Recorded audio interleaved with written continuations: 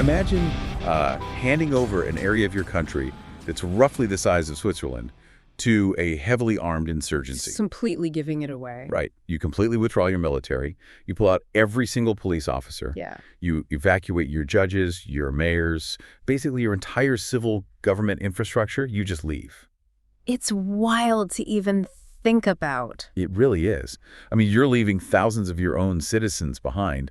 It's all because you were desperately hoping that giving these insurgents a massive, consequence-free safe haven will, convince them to finally sit down at the peace table. Right, the ultimate gamble. Exactly. And in 1998, the government of Colombia did exactly that. It was called the DFAG. And rather than paving the way for peace, well, it became one of the most spectacular strategic backfires in modern military history. Oh, absolutely. Welcome to the Doctrine Deep Dive. Today, you are stepping into a space that is incredibly misunderstood.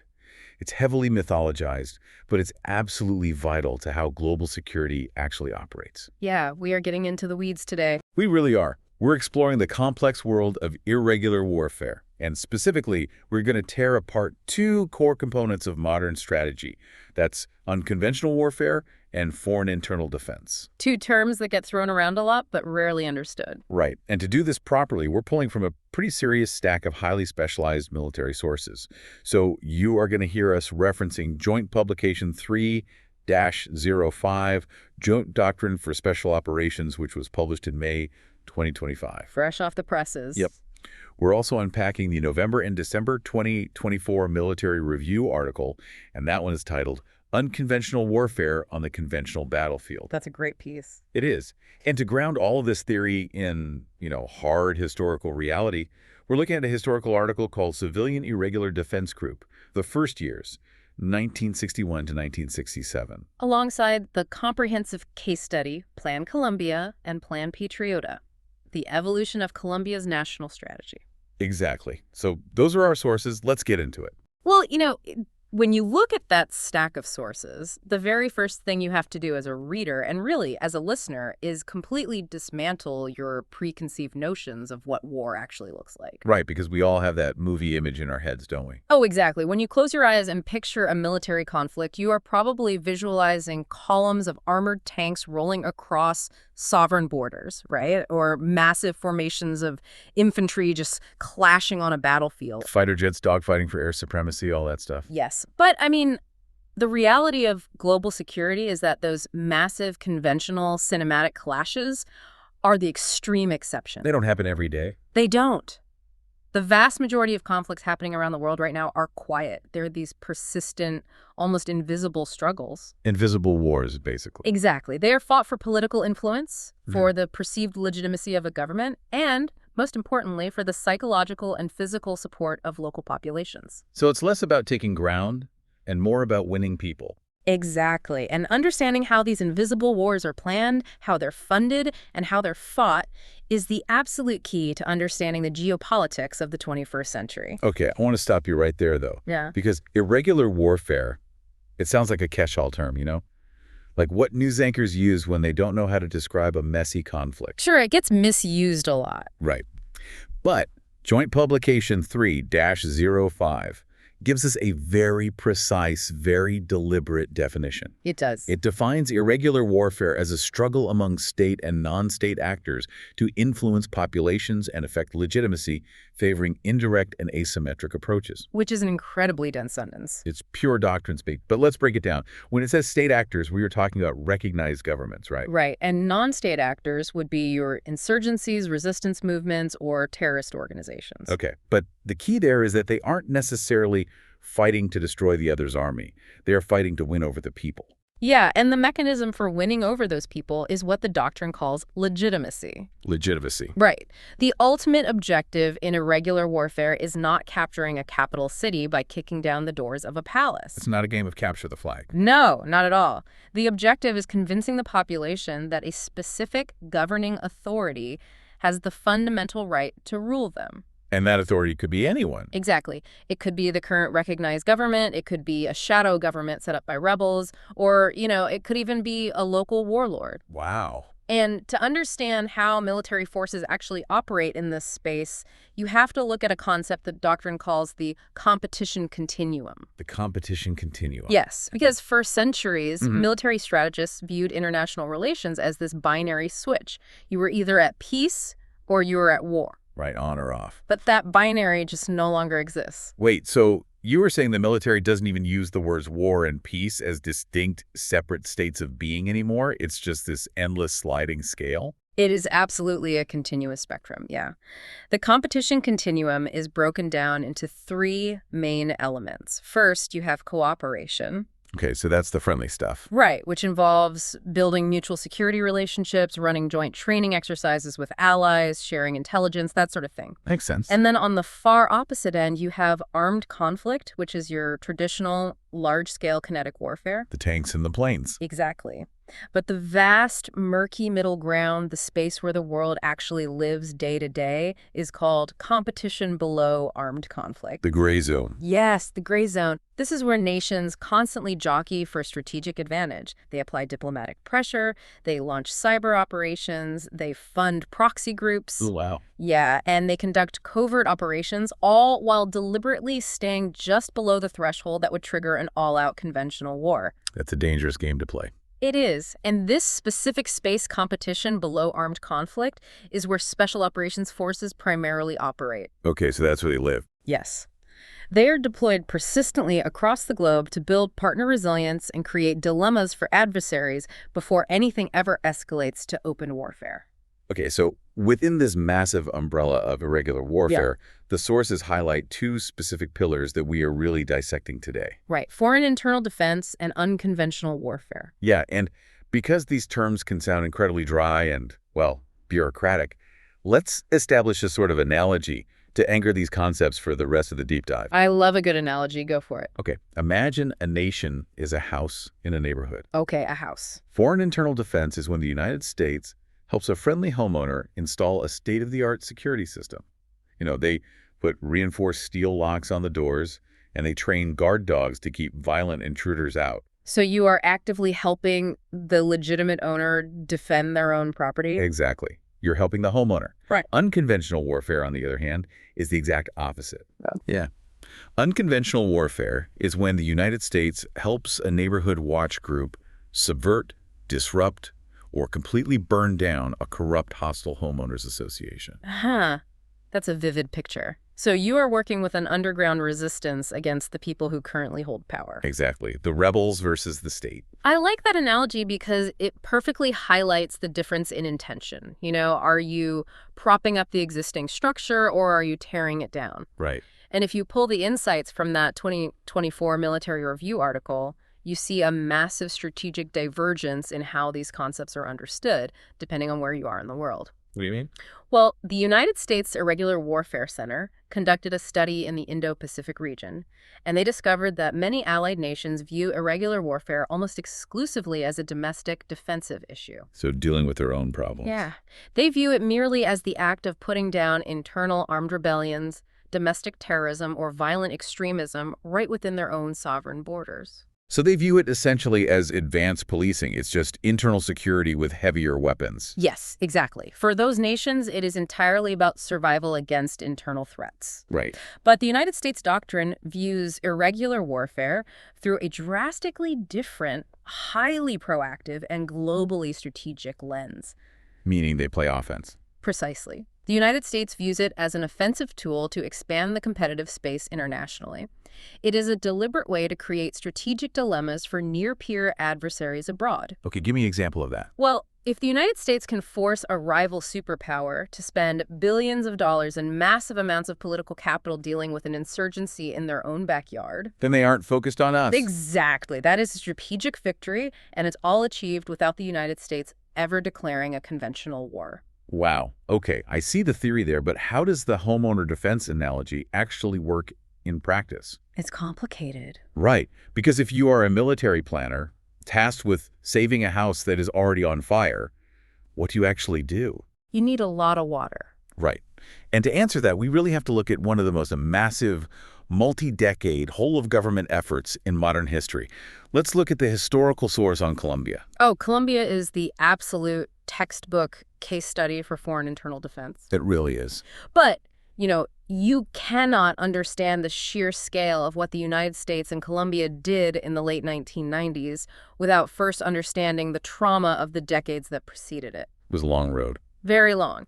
From 1948 to 1966, Colombia suffered through a horrific period of internal political violence simply known as la violencia. Which literally translates to the violence. Exactly. It was a brutal partisan civil war that saw more than 250,000 people killed, largely out in the rural areas. 250,000. That's just staggering. It is. And as the sheer disorganized violence of that era finally began to wane, the Colombian government was left dealing with these hardened rural guerrilla movements. The leftovers of the Civil War? Right.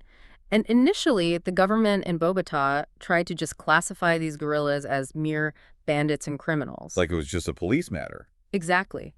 They left the entire problem to the national police. And the police were completely unequipped, severely underfunded, and massively outgunned when trying to handle ideologically driven bands operating in some of the most remote, unforgiving mountain terrain on Earth. The Andes Mountains are no joke. Yeah. And because the government wasn't providing any basic security in these remote areas, local citizens started forming self-defense forces and vigilante groups to protect their farms. Which is a natural reaction. It is, but it only added more armed factions to the chaos, It wasn't until 1962 that the United States formally got involved with a strategy called Plan Lazo. Right. That is when United States Army Brigadier General William P. Yarborough visited Colombia to help draft a cohesive counterinsurgency strategy. And what did that look like? Well, Plan Lazo was an integrated approach specifically targeting what the Colombian government called independent republics. Independent republics. What were those exactly? They were basically mountain enclaves where communist rebels had established absolute sovereign control entirely separate from the Colombian state. Wow. So they just carved out their own countries. Pretty much. They had their own laws, their own taxes, and their own armed forces. The most famous of these was the Marquetalia Republic, which was an 800 square kilometer area high in the Andes Mountains. That's a massive piece of land. It is. And the Colombian military decided to launch a major conventional offensive to destroy this commune. They used artillery, they used thousands of ground troops, and they physically took the territory. Okay, so a conventional victory. On paper, yes. But while the military raised their flag over the mountain, many of the core rebel leaders slipped through the perimeter and escaped deep into the jungle. And that is the crucial failure right there. Because the destruction of those independent republics didn't end the insurgency. It actually acted as a pressure cooker that forged something much worse. The surviving fighters scattered, they regrouped, they learned from their defeat, and they eventually formed much more organized, formidable insurgencies. Right, they evolved. They did. Yeah. And this is the direct origin of the Revolutionary Armed Forces of Colombia and later the National Liberation Army. Huge players. Yes. For decades after that, the conflict simmered. It evolved, and it slowly bled the country dry. And then, in the 1980s and 90s, something poured absolute gasoline on the fire. The illegal global cocaine trade. Exactly. The massive influx of illicit drug money from cartels like the Medellin and Cali organizations fundamentally mutated the nature of this conflict. It changed everything. It did. The Marxist insurgencies realized that they could fund their political war by taxing, protecting, and eventually operating the narcotics trade themselves. Talk about a budget increase. Right. You have to remember that the Colombian government was historically weak and chronically underfunded. Suddenly, they were facing rebel armies that were vastly wealthier and often better armed than the actual state security forces. That is a terrifying position for a government to be in. By the late 1990s, Colombia was bleeding territory, its economy was collapsing, and it was essentially teetering on the brink of becoming a failed state. Just total collapse. Yeah. And this dire existential crisis is what led to the formulation of Plan Colombia in 1998 under Colombian President Andrés Pastrana. The sheer scale of Plan Colombia is staggering when you read the source documents. Oh, the numbers are huge. The projected cost to literally save the country was $7.5 billion over 6 years. Colombia pledged $4 billion of its own money and essentially begged the international community for the rest. And that's where the United States comes in. Exactly. The United States stepped in with a massive $1.3 billion aid package. But I want to be really clear for the listener here. This wasn't just the United States writing a blank check and handing over pallets of cash. Right. There were very specific deliverables. A huge portion of this aid was delivered in the form of heavy military equipment and highly specialized training. The geography of Colombia is incredibly vast. It's choked by dense jungles and it's cut by the Andes Mountains, with almost no reliable road infrastructure in the rural areas. You can't just drive a convoy through it. No. If you wanted to move troops to fight guerrillas, you couldn't drive them there. The only way to move was vertical. Helicopters. Exactly. So the United States provided dozens of helicopters, specifically UH-60 Blackhawks and upgraded Hueys. And to train the Colombian military on how to actually utilize this new air mobility, the United States Army deployed the 7th Special Forces Group. And this brings us back to that incredible scenario you mentioned at the very beginning of the deep dive. The Despege. The Despege. Because President Pastrana was desperate to show good faith in peace negotiations with the Revolutionary Armed Forces of Colombia. So as part of his political strategy, he created this demilitarized zone. Which translates roughly to clear or open, right? Right. And to do this, the government completely withdrew all military forces, all police, and all civil authority from an area of the country roughly the size of Switzerland. It is just so hard to wrap your head around that. Yeah. You know, you are fighting a war for the survival of your nation, and you just carve out a massive piece of your map and hand the keys to the people actively trying to destroy you.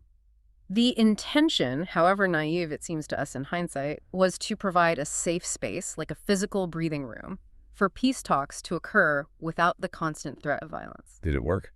Not even a little. The reality on the ground was starkly different. The Revolutionary Armed Forces of Colombia did not use the Despege to negotiate peace in good faith. Shocker. Right.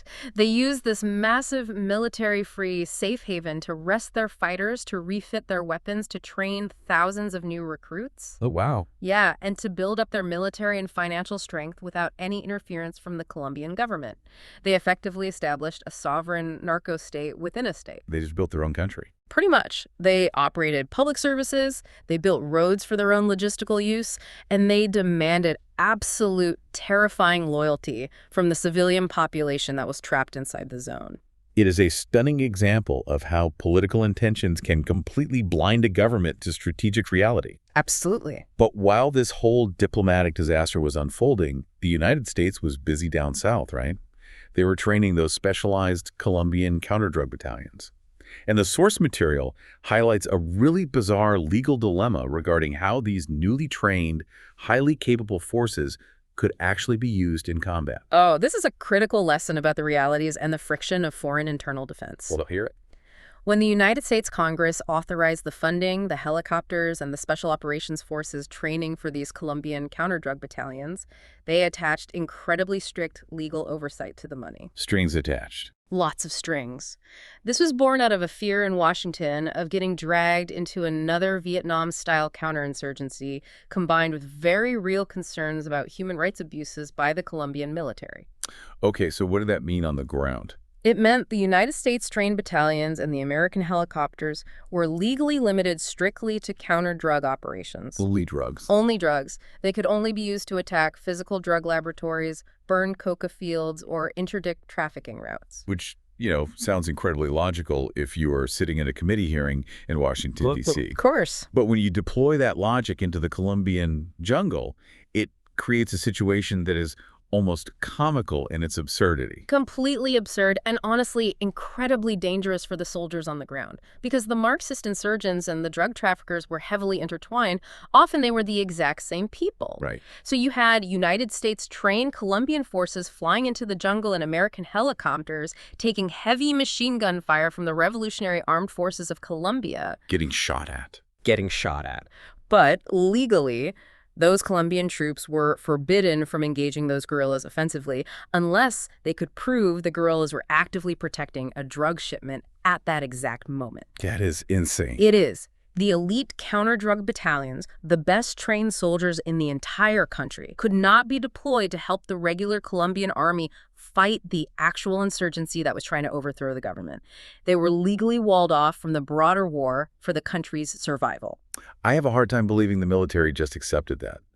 I mean, how do you look at a soldier and say, I know they're shooting at you, but unless you see a bag of cocaine, you can't launch an offensive on their camp?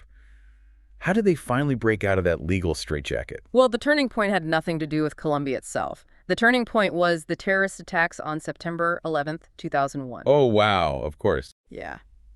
Following the attacks on the World Trade Center and the Pentagon, the strategic posture of the United States shifted globally almost overnight. The United States government issued an expanded authority directive regarding Colombia. Expanded authority. Right. Washington finally formally recognized what the troops on the ground already knew. You cannot artificially separate the terrorists from the drug traffickers who are funding them. They are one and the same. Exactly. This expanded authority officially shifted the United States mission in Colombia from strict counter-drug operations to a combined strategy of counter-narco-terrorism. That's a huge shift. Massive. Suddenly, the United States Special Operations Forces were legally permitted to train the Colombian military to actively target the insurgent groups themselves, their leadership, and their military camps, not just the drug processing labs. And that single operational shift really paved the way for a massive new offensive called Plan Patriota in 2002. Yeah. This was under a new Colombian president, Alvaro Uribe. He looked at the despige, realized the peace talks were a complete failure and basically a tactical stall by the rebels, and he ordered the military to take the territory back. And they did. They did. And when you look at the case study, Plan Patriota is presented as a masterclass in multi-phase foreign internal defense. It's textbook perfect. It wasn't just about sending in attack helicopters and shooting up the jungle, right? It was a highly orchestrated, painstakingly slow, whole-of-government approach. Let's walk through exactly how they reclaimed this country. Yeah, the operational design of Plan Patriota was incredibly meticulous, precisely because they learned from the failures of Plan Lazo back in the 60s. They didn't want to repeat the Marquetalia mistake. Exactly. So, Phase 1 was the kinetic military strike. The Colombian armed forces would attack and secure a specific guerrilla-controlled sector of the jungle. Okay, standard military stuff. But they weren't just bringing infantry battalions. They brought highly trained Colombian national police units known as the Jungla. The Jungla. Right. These elite, commando-style police forces accompanied the military specifically to make legal arrests, properly secure crime scenes, and gather forensic evidence. Wow, even in the jungle. Yes. They were ensuring that the raw military action tied directly into the criminal justice system of the state. That is a crucial detail. It is the difference between a military occupation and actually restoring the rule of law. Precisely. If you just blow up a camp, you are an occupying army. If you arrest the leaders and process them through a court, well, you are a legitimate government. Exactly. But wait, if the military just cleared a jungle sector with heavy weaponry, how does dropping a few police officers into the area actually secure it long term? I mean, the cartels will just come back the second the army leaves, right? And that is exactly why Phase 2 existed. Once the military cleared the immediate threat and secured the perimeter, Phase 2 initiated with the arrival of a completely different type of police force, the Carabineros. Okay, who are they? Their primary job was to build a heavily fortified police station right in the middle of the newly secured territory. Just plop a station down. And I want to emphasize, this wasn't a temporary tent or a wooden shack. This was a permanent, concrete defensive structure designed to withstand a massive guerrilla counterattack. Fortress. Basically. Establishing that physical, hardened police station proved to the local population that the government was there to stay. The military would eventually rotate out, but the police were permanent. They were actively reestablishing law and order, proving that the state could hold the ground it took. And then comes the most important part, which is Phase 3. This is where you actually win the irregular war. The follow-through. Right. Once the area was secure and the police were entrenched and defending the town, the government brought in public services. The things people actually need. Exactly. They brought in doctors and medical care, they built roads and schools, and they provided economic assistance to farmers to grow legal crops instead of coca. They used psychological operations throughout all these phases, too, to communicate constantly with the population. Yeah, they were actively, tangibly proving that the Colombian state could provide a better, safer, more prosperous life than the insurgent groups ever could. That's how you build legitimacy. And once that specific sector was stable and self-sufficient, the military would pick up, move to the next sector, and start the entire three-phase process over again, slowly reclaiming the country piece by piece. And that, fundamentally, is what successful, mature foreign internal defense actually looks like. It's impressive. It is a long, incredibly expensive, highly integrated effort to support a recognized, legitimate host nation government, helping them build the physical and institutional capacity to secure their own territory and serve their own people. It took decades, but it brought Colombia back from the brink of collapse. It did. But as we mentioned earlier, irregular warfare has another, much darker and significantly more volatile side. Right. We have talked about the homeowner defense. Mm. We showed how you reinforce the house. Now we have to talk about unconventional warfare. Time to burn down the HOA. Exactly. Yeah, in Colombia, we saw how building up a state's military secures the nation. But what happens when the state itself is the threat to its own people? What happens when the strategic goal of the United States requires bypassing a recognized government entirely to actively arm an underground resistance group? It gets very messy. It forces the United States to completely flip the playbook. And to examine this, the sources take us away from the mountains of South America and deep into the jungles of Vietnam in the early 1960s. If you look at the historical reading regarding the civilian irregular defense group in Vietnam between 1961 and 1967, you see the exact opposite of the Colombian scenario. What way? Well, in 1961, the United States Central Intelligence Agency recognized a massive, glaring strategic vulnerability in South Vietnam. The Central Highlands region was a rugged, mountainous jungle area that dominated the geographic landscape of the country. Key terrain. Very much so. More importantly, it was the primary conduit for the enemy's logistical supply lines coming down from the north into South Vietnam. Ah, the Ho Chi Minh Trail areas. Exactly. If the communist forces controlled the Central Highlands, they could flow troops, weapons, and supplies south, virtually unimpeded. And the human terrain of the Central Highlands is really what makes this so complex, isn't it? The area was primarily inhabited by the Montagnards. Right. And this wasn't a single group. It was an indigenous minority made up of several distinct tribes, including the Raid. There were about 700,000 Montagnards living in the highlands at the time. And the political dynamic between them and the South Vietnamese government in Saigon was toxic. Completely broken. The government treated the Montagnards terribly. They were treated as third-class citizens, marginalized, economically exploited, and politically ignored. Which, strategically speaking, made the Montagnards prime targets for communist propaganda and recruitment. Naturally. The Viet Cong and the North Vietnamese army were actively moving into Montagnard villages. They were offering them political support and autonomy, or, on the flip side, they were using brutal terrorism and assassination to coerce them into compliance. So they were squeezed from both sides. Exactly. The Central Intelligence Agency realized that the South Vietnamese government was entirely incapable of securing the loyalty of these tribes because the tribes actively despised the government. So the United States decided to take a massive gamble. They bypassed the conventional government structures in Saigon and decided to engage the Montagnards directly. Right. And that initiative was known as the Buon Eno experiment, named after the very first village selected in Darlac province. Okay, so in late 1961, United States personnel from the Central Intelligence Agency's Combined Studies Division approached the Raid tribal leaders in the village of Buon Eno. Yes. And it wasn't just Americans handing over rifles and leaving. I mean, how did they actually convince a marginalized tribe to fight a superpower's proxy war? It required immense cultural intelligence. The Central Intelligence Agency personnel literally moved into Buon Eno. They provided basic medical care, they helped with agricultural projects, and they participated in the Raid tribal ceremonies. They integrated themselves. They did. They had to earn the profound trust of the village elders before military strategy was even discussed. And then what? Once that trust was established, they made a deal. If the village would swear allegiance to the broader anti-communist cause, or at least agree to defend their own land against the Viet Cong tool, the United States would provide them with modern weapons, medical supplies, and defensive military training. And they physically transformed this agrarian village into a fortress, right? Oh, yeah.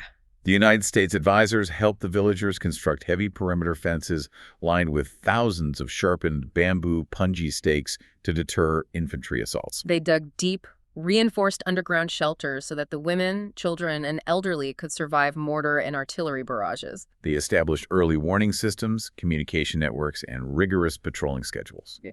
They took a vulnerable, isolated farming village and turned it into a hardened defensive position protected by a local militia of its own citizens. And it was wildly successful. Oh, absolutely. The model worked so well that by August of 1962, The program had expanded exponentially from that single village to a massive complex of over 200 defended villages. Wow. Yeah, protecting 60,000 people with an armed militia numbering in the thousands. It effectively secured the entire province and denied the enemy a crucial logistical hub. Okay, I need to push back here. Sure, go ahead. Because if the program was this incredibly successful at defending the villages, why did the mission change? Well, if the entire goal of the program was to allow these minority tribes to defend their homes so they wouldn't be coerced by the Viet Cong, why did the doctrine shift? Why did these local defense groups eventually turn into highly mobile strike forces tasked with hunting the enemy in the deep jungle? If it was working, why break it? that is the pivotal shift in the narrative right there. And it wasn't driven by tactical needs on the ground. It was driven by high-level bureaucracy and a fundamental misunderstanding of the assignment. Oh, classic bureaucracy. Exactly. Between 1962 and 1963, a bureaucratic transfer occurred called Operation Switchback. Operation Switchback. Yes. The United States Department of Defense determined that all paramilitary operations of this scale should be under the strict control of the conventional military, not a civilian intelligence agency. So they took it away from the intelligence guy. Right. So administrative and operational control of the Civilian Irregular Defense Group program was forcibly transferred from the Central Intelligence Agency to the Military Assistance Command, Vietnam. Okay, so the conventional military brass took over a highly delicate, culturally nuanced, unconventional program. Precisely. And conventional military commanders view assets completely differently than intelligence officers do. How so? Well, a conventional general looks at a map, sees tens of thousands of armed, trained fighters sitting in static defensive positions around villages, and views it as a massive waste of combat power. Like, why are these guys out fighting? Exactly. As the broader war escalated and the conventional threat from the North Vietnamese army grew, the military command decided they needed those Montagnard fighters to be offensive. So they changed the mission. They shifted the focus of the Civilian Irregular Defense Group from static local village defense to proactive offensive operations.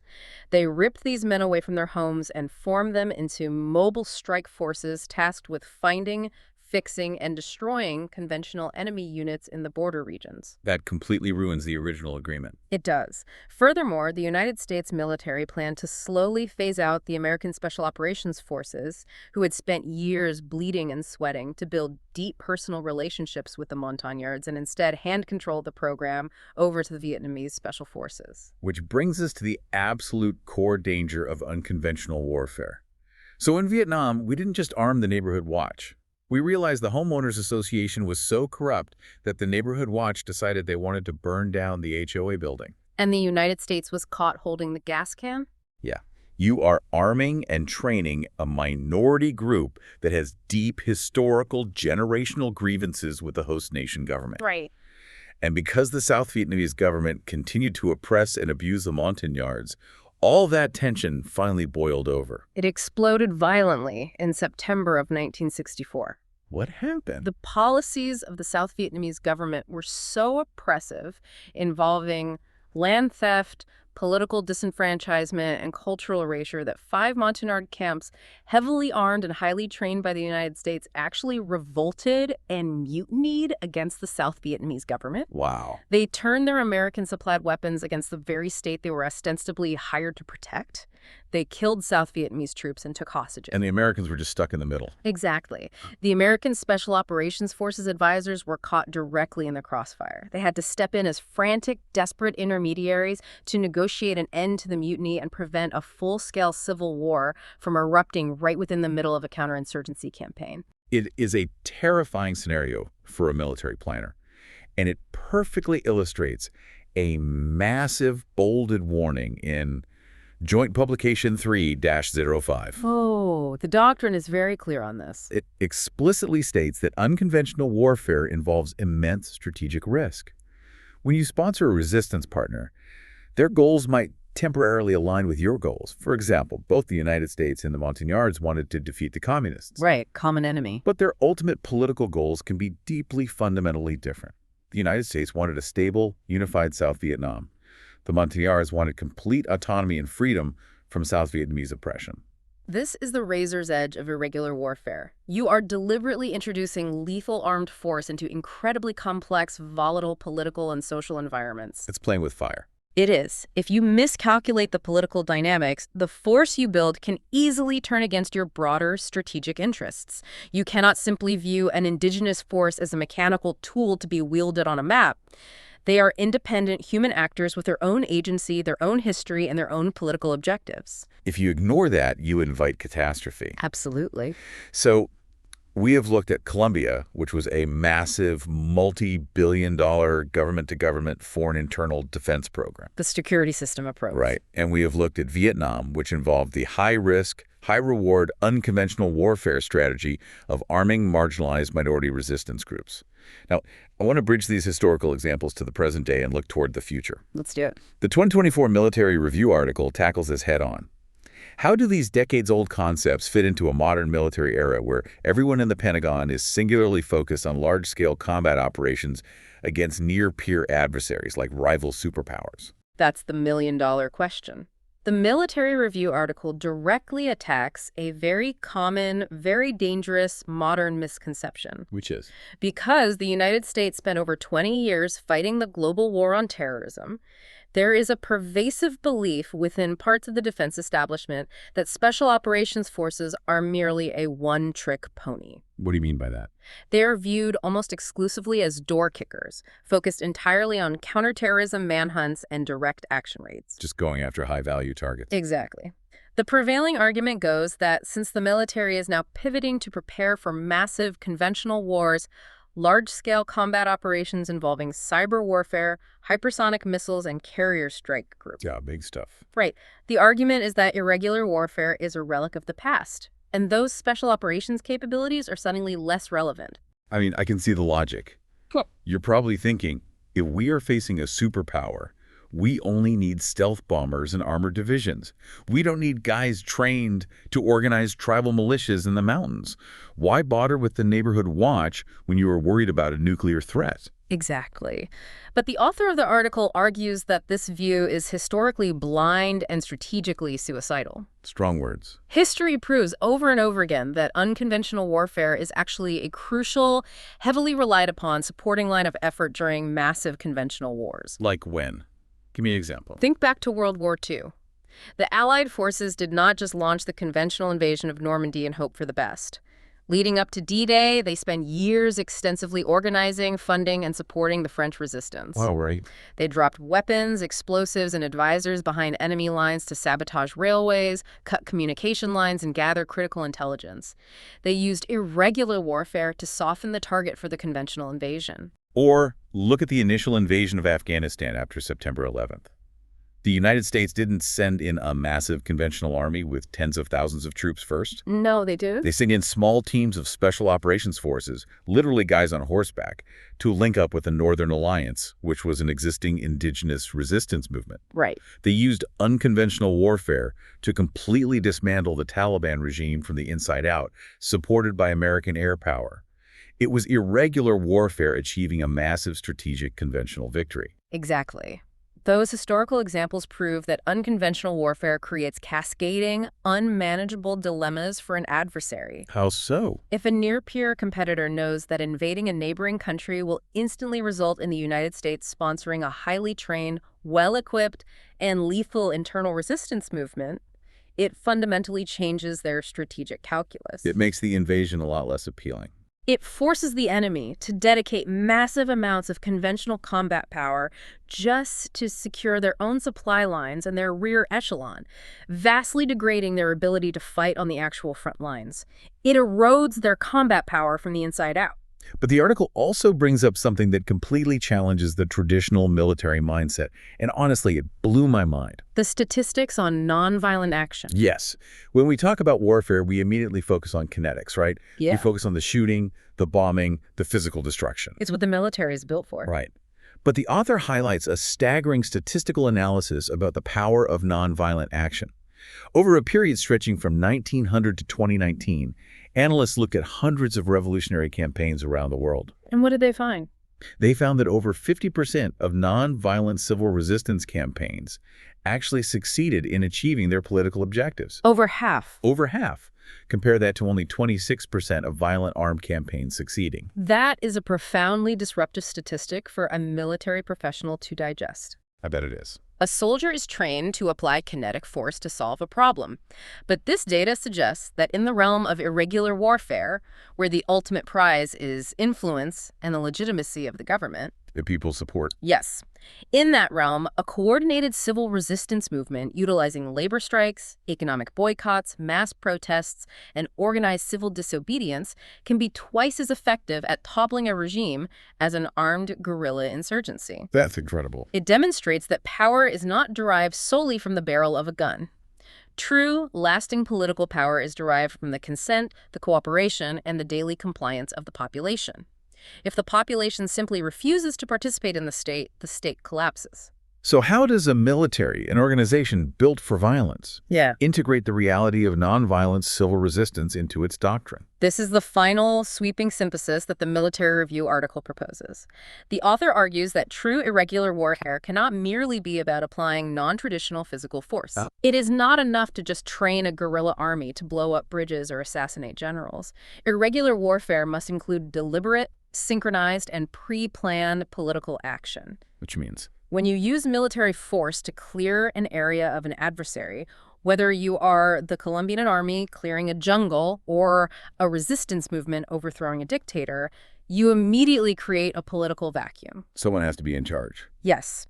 If you do not have a capable indigenous government or civil structure ready to step in and fill that vacuum, you will inevitably lose the resulting struggle for influence. Chaos will reign, and the population will turn against you. You can't just kill the bad guys and walk away. You have to build the entire system that replaces them, or you haven't actually won anything. The ultimate lesson of both unconventional warfare and foreign internal defense is that military operations are merely a supporting effort to a broader political strategy. The politics dictate the military, not the other way around. Always. If the political action fails, if the government you are defending remains corrupt and abusive, or if the resistance movement you are sponsoring has no viable plan to govern the day after the revolution. Then it's all for nothing. Exactly. All the tactical military victories, all the drone strikes, and all the ambushes in the world will not secure long-term stability. The struggle for legitimacy is always won by the entity that can actually provide governance, physical security, and a viable, better future for the population. That brings everything full circle. Today, we've journeyed through the dense, theoretical definitions of the competition continuum, realizing that global conflict is a constant, simmering reality happening around us every day. A lot of gray zones out there. Definitely. We explored the multi-decade, agonizing, whole-of-government approach required to stabilize Colombia through foreign internal defense, highlighting how crucial it is to pair military action with the permanent establishment of law, order, and public services. The concrete police stations. Right. We examined the Buildup experiment in Vietnam, witnessing the incredible high-risk, high-reward balancing act of unconventional warfare, and the immense, terrifying danger of sponsoring armed groups whose ultimate political goals violently diverge from your own. A very real warning from history. And finally, we saw how these historical concepts aren't just relics of the Cold War. They remain absolutely vital to preparing for future large-scale combat operations, recognizing that political action and mass civil resistance are often vastly more powerful than kinetic military force. It is a vast, complex, and fascinating landscape. It really is. But, it leaves us looking toward the horizon of warfare.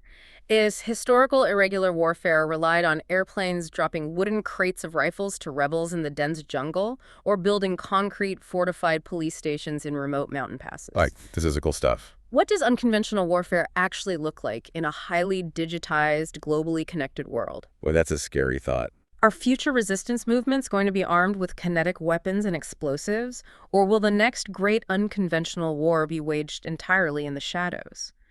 Through aggressive cyber-sabotage, targeted economic subversion, and the viral manipulation of narratives across global social networks? That is an incredible question, and it completely reframes how we need to think about the battlefields of tomorrow. The weapons change, but the fight for the mind of the population remains exactly the same. Well said. Thank you for joining us today on the Doctrine Deep Dive. We hope this extensive exploration of irregular warfare has given you a new, much sharper lens through which to view global events. Keep analyzing the headlines, look closely for the invisible struggles simmering beneath the surface, and always keep questioning the world around you.